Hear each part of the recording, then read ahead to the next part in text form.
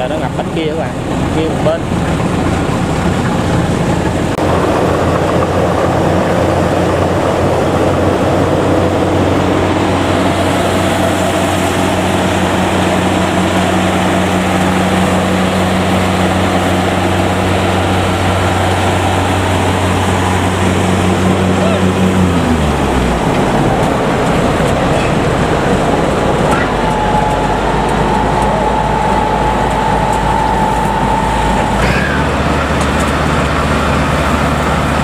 Lên lại lại chút xíu giờ dính luôn. Lúc này là chạy là không hay. Trước kia có cây 100 đang bị lạy nhưng mà không có đường qua quay qua quá trực tiếp.